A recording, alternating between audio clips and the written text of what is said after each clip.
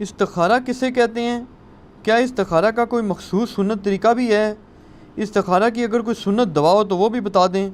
آج کل پیروں فقیروں نے جو آن لائن استخارہ کا سلسلہ شروع کیا ہوا ہے یا ٹیلی فون پر، اس کی کیا شرعی حیثیت ہے؟ اس کی شرعی حیثیت یہ ہے کہ یہ آن لائن ہے اور ان کی لائنیں کٹی ہوئی ہیں اللہ سے۔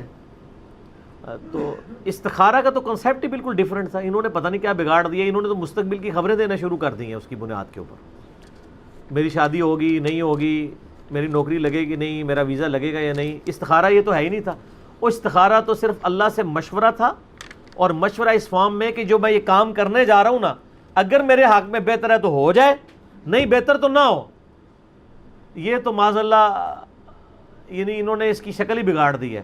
لیکن معذرت کے ساتھ ہمارے مسلمان اللہ سے کبھی یہ مشورہ نہیں کرتے کہ یا اللہ بہتر ہے تو ہو جائے، نہیں بہتر تو نہ ہو، کہتے ہیں یا اللہ بہتر ہے یا نہیں ہے ہو جائے۔ تو یہ تو استخارہ نہیں ہے، استخارے کی بنیاد ہی انہوں نے جاڑی اکھاڑ کے رکھ دی ہے۔ پیچھے سے مجھے مشکات المصابیح کی پہلی جلد ہے، وہ اوپر 2 جلدیں رکھی ہیں، ان میں سے پہلی والی جلد دے دیں، میں ان کو استخارے والی دعا بھی صحیح بخاری میں جو آئی ہے نا وہ بتا دوں۔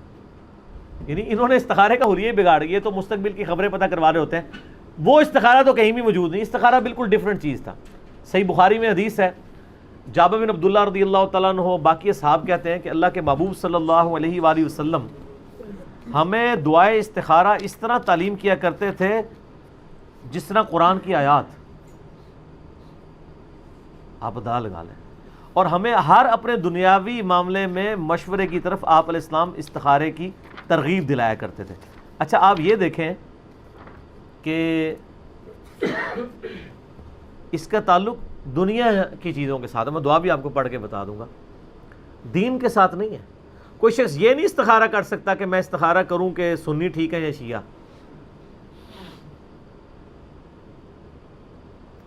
دین کے اوپر آپ کو علمی دلائل دیکھنے ہوں گے۔ بعض لوگ اس طرح کے استخارے بھی کر رہے ہوتے ہیں، اور ماشاءاللہ بریلوی استخارہ کرتے ہیں تو دیوبندی غلط نکلتے ہیں، دیوبندی استخارہ کرتے ہیں بریلوی غلط نکلتے ہیں، کیونکہ استخارہ وہ ہو ہی نہیں رہا ہوتا، وہ ان کا اپنا ایک آپ سمجھ لیں خود ساختہ قسم کا استخارہ ہوتا ہے، اس کا قرآن و سنت سے کوئی تعلق نہیں۔ پہلی بات کلیئر کر لیں، استخارے کا تعلق صرف دنیاوی معاملات کے ساتھ ہے، دنیاوی لین دین، دنیاوی کوئی شخص یعنی کاروبار شروع کرنا چاہتا ہے، کوئی اگرچہ یہ بھی الٹیمیٹلی دین میں آتا ہے لیکن دنیاوی معاملات کی بات ہو رہی ہے، عقائد کی نہیں۔ شادی کہیں کرنا چاہتا ہے، کوئی کسی کے ساتھ معاملہ کرنا چاہتا ہے، یہ والا دینی معاملات کو قرآن و سنت سے اخذ کیا جائے گا، اس میں استخارے کے اوپر رلائی نہیں آپ کریں گے۔ میں نے کئی دفعہ بتایا کہ ٹیکسلا میں ایک بھائی تھے، تو وہ کہتے ہیں میں استخارہ کر کے قادیانی ہو گیا ہوں، مجھے اشارہ ہوا آپ قادیانی ہو جائیں۔ اور یہ تو بہت چھوٹی چیز ہے، لوگ تو خواب میں نبی علیہ السلام کے اوپر یہ بات کر رہے ہوتے ہیں کہ نبی علیہ السلام خواب میں انہوں نے کہا کہ فلاں ٹھیک ہے فلاں غلط ہے، دوسرے کہہ رہے ہوتے ہیں جو فلاں غلط ہے، جب وہ خواب دیکھتا ہے وہ کہتا ہے نہیں یہ فلانا جڑا ہے نا وہ غلط ہے، اسی تو ٹھیک ہے۔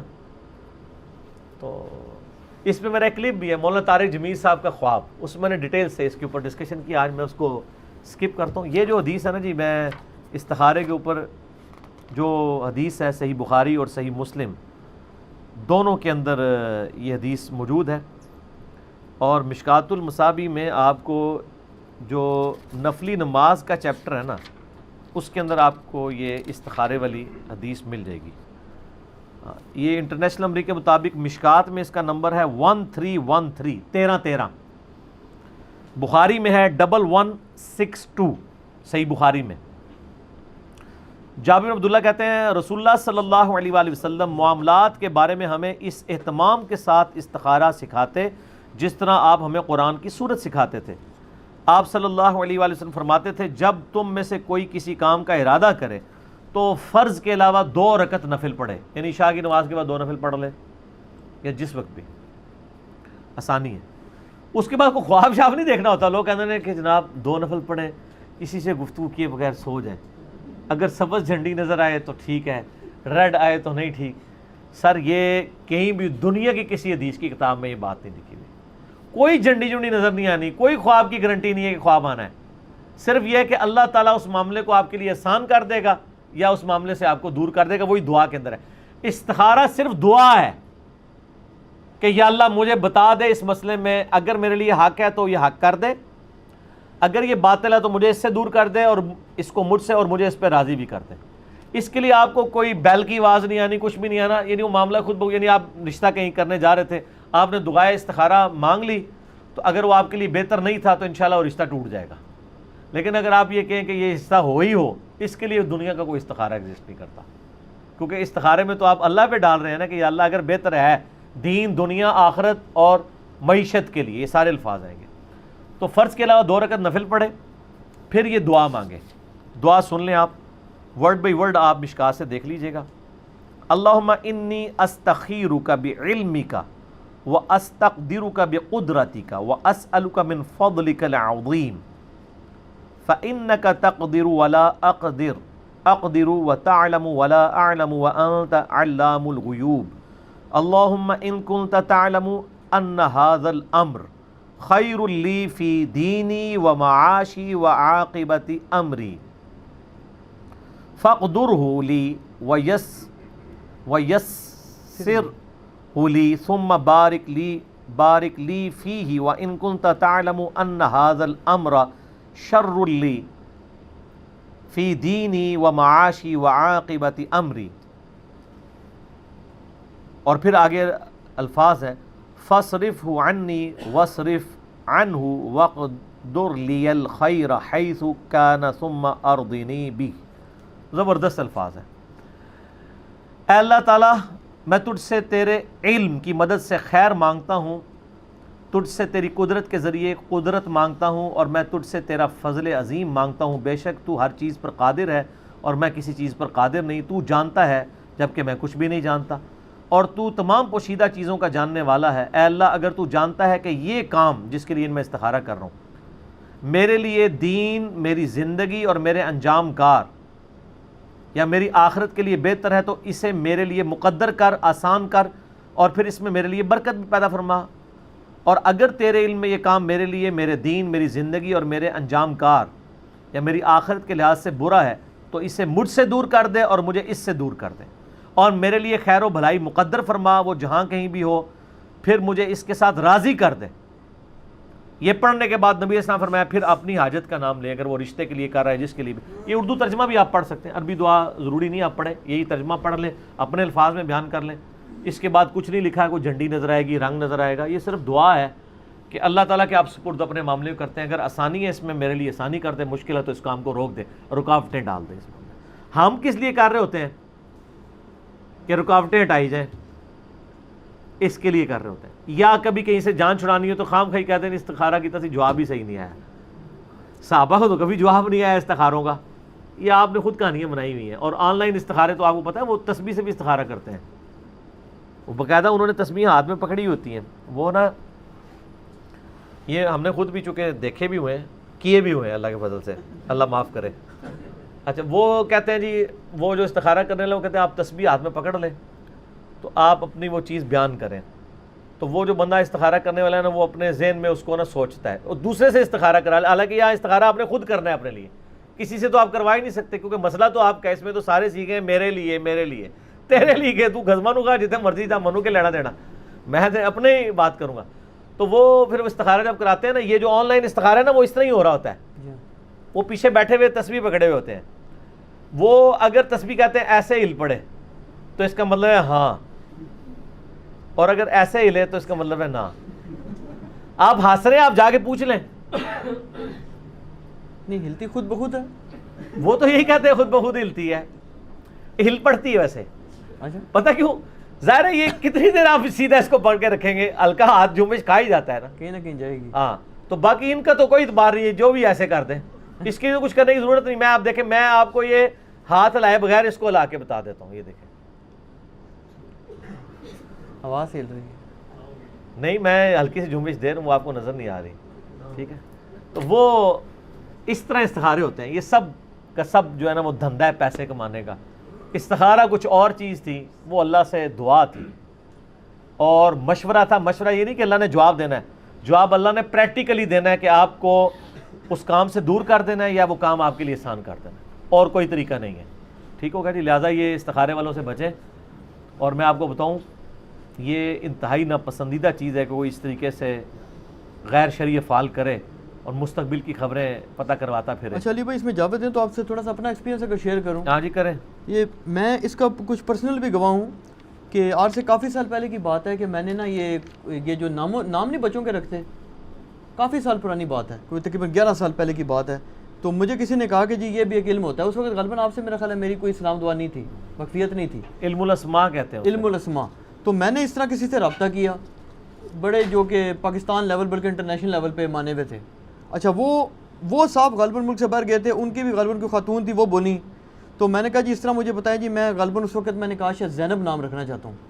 اچھا وہ میرے خیال سے تھی بھی اہل تشیع، وہ حیران پریشان ہو گئی، یہ آپ نے کیا؟ میں کہا جی کوئی زینب نعوذ باللہ برا نام ہے؟ نہیں جی نہیں، بڑا اچھا نام ہے، لیکن آپ کو عقل نہیں ہے؟ کیوں؟ کیا زینب نام کا آپ نے دیکھا نہیں کہ ان پر آزمائشیں کیسی ہیں؟ یہ تو آپ کی اتنی مجال ہے کہ آپ جناب یہ نام رکھے برداشت ہی نہیں کر سکتے۔ اچھا پھر ان کے والد صاحب جب آئے نا تو ان سے میری بات ہوئی، میں نے کہا جی مجھے ایک بات بتائیں، میرا نام بھی تو علی ہے، تو کہتے ہیں جی آپ کا نام علی جو آپ کا نام ہی غلط ہے۔ میں کہا جی آپ یہ کیسی بات کر رہے ہیں؟ وہ کہتے ہیں جی بات یہ ہے کہ عقیدت ایک علیحدہ چیز ہے، لیکن پتہ نہیں حقیقت کچھ اور ہے۔ آپ پر جتنے مسائل آ رہے ہیں یہ علی نام کی وجہ سے، کوئی حضرت علی کا تو جو ان پر بوجھ پڑا ہے وہ آپ اٹھا ہی نہیں سکتے، آپ کا تو نام جناب یہ ہو ہی نہیں سکتا۔ تو ان کو بتائیں کہ دنیا میں کوئی ایسا انسان ہے جس کو اللہ تعالیٰ نے نہ آزمایا، اس کا نام بتائیں وہ رکھ لیتے ہیں۔ یہ تو پھر اس وقت میں نے ایک مفتی صاحب تھے، ان سے میں نے رابطہ کیا، تو ان مفتی صاحب نے مجھے کہا، انہوں نے کہا یار آپ کو میں حقیقت بتا رہا ہوں کہ اس طرح کی جو چیزیں ہیں وہ ہم لوگ بھی بعض اوقات۔ ہاں تو ان کو یہ بات بتائیے گا آپ کے بھی سب سے زیادہ مصیبتیں اور پریشانیاں جس شخص پہ آئی ہیں اس کا نام محمد ہے صلی اللہ علیہ وآلہ وسلم۔ آپ نے خود فرمایا مجھے اللہ کی راہ میں جتنا ستایا گیا کسی کو نہیں ستایا گیا، تو آپ یہ نام بھی رکھنا بند کر دیں گے؟ ایسا نہیں ہوگا، بلکہ ان نیک لوگوں کے ناموں کے اوپر نام رکھنے چاہیے۔ صحیح مسلم میں حدیث ہے کہ بنی اسرائیل اللہ کے نیک بندوں کے ناموں کے اوپر نام رکھا کرتے تھے، آپ علیہ السلام نے اس چیز کو انڈورس کیا ہے۔ تو زینب نام رکھنا چاہیے۔ نبی اسلام کی بیٹی کا نام زینب ہے، سیدنا علی کی بیٹی کا نام زینب ہے، میں نے بھی اپنی چھوٹی بچی کا نام زینب ہی رکھا ہوا ہے۔ تو یہ نام کوئی بھاری نہیں ہوتے ہیں، یہ علم الاسماء خام خواہ کہ انہوں نے، بلکہ وہ شمع شبستان رضا آپ کو ایک کتاب ملے گی، اس میں باقاعدہ وہ حروف ابجد نکال کے باقاعدہ کیلکولیٹ کرتے ہیں۔ میں ایک بندے کو اس طریقے سے ملنے گیا نا، مجھے کہنے لگا جی آپ نے اپنی وہ بیٹی کا نام کیا رکھا ہے؟ میں نے کہا جی وہ میں نے اس کا نام، بڑی بیٹی کا نام زہرا رکھا ہے، سیدہ فاطمہ تو زہرا کی نسبت سے۔ اوہ یہ تو نام بڑا ہے، کیونکہ آپ کا نام علی ہے تو زہرا۔ پھر مجھے کہتا ہے نہیں وہ جو اس میں جو زہرا کی جو ہے نا وہ انشاءاللہ بچا لے گی۔ وہ انہوں نے کوئی حساب لگایا ہوتا ہے کہ اس میں فلاں جو حرف ہے نا وہ فلاں کو کاؤنٹر کر لے گا، کوئی نہیں بچا سکتا، ٹھیک ہے نا، بچانے والا اللہ ہے، خدا اللہ نہ ہے یار۔ اچھا وہ کن باتوں پہ بات ایسے واقعی کرتے ہیں بندہ پریشان ہو جاتا ہے۔ تو بندہ پریشان وہی ہوتا ہے جس کو نہیں علم ہوتا۔ ہم تو باتوں کو سنتے ہیں اور محظوظ ہوتے ہیں، پریشان نہ ہوا کریں۔ وہ اگلے دن ایک بندے نے بڑی پیاری بات کی، وہ جو جنید سلیم صاحب ہے نا، حسب حال والے، حسب حال جو پروگرام چلاتے ہیں، کئی دفعہ انہوں نے اکیڈمی میں رابطہ بھی کیا، بڑے شوق سے دیکھتے ہیں ہمارے پروگرام۔ ہاں جی، تو وہ بلکہ کئی دفعہ دعوت بھی مجھے دے چکے ہیں کہ آپ آئیں تو ملاقات کریں یہ وہ۔ تو وہ انہوں نے بڑی پیاری بات کی وہ سہیل احمد والے پروگرام میں، وہ کہنے لگے پاکستان وہ عجیب ملک ہے کہ جہاں جو شخص بے روزگار ہوتا ہے نا تو کسی عامل کے پاس جاتا ہے، اس عامل کے پاس کہ جسے روزگار نہیں ملی ہوتی اور وہ عامل بن گیا ہوتا ہے۔ زبردست، اس کو روزگار نہیں ملی ہوتی تو وہ عامل بن گیا ہوتا ہے، اور جو بے روزگار ہے وہ اس کے پاس جاتا ہے کہ بتائیں میں کیا کروں۔ تو میرے لیے عاملین کو چاہیے یہی مشورہ دیں کہ آپ بھی ایک اور دکان کھول لیں، ٹھیک ہو، اور وہ تکا لگ جاتا ہے۔ میں آپ کو بتاؤں لوگ یعنی ایمی کو بات کر دیتے ہیں تو وہی معاملات ہو جاتے ہیں، کیونکہ کچھ ہونا تو ہوتا ہے، ظاہر اللہ کی مرضی ہے جی، سیدھی سی بات ہے۔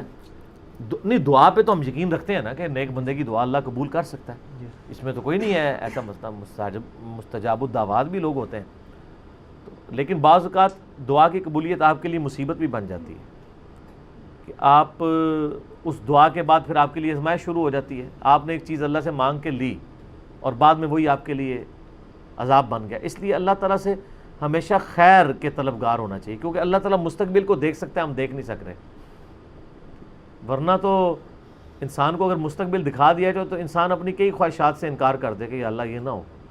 واصف علی واصف صاحب کا میں نے کئی دفعہ بتایا نا، وہ کہتے ہیں مسجد میں گیا ایک بندے کو دیکھا وہ دعا کرتا ہے، یا اللہ 25 سال پہلے جو دعا میں نے کی تھی وہ واپس ہی لے لے.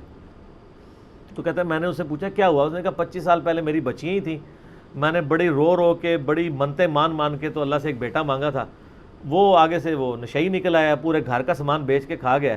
بچیاں میری پھر بھی ٹھیک نکلی ہیں, بچہ نکلا ہے تو میں کہتا ہوں یا اللہ اس سے بہتر ہے بچہ ہی لے ہی لے.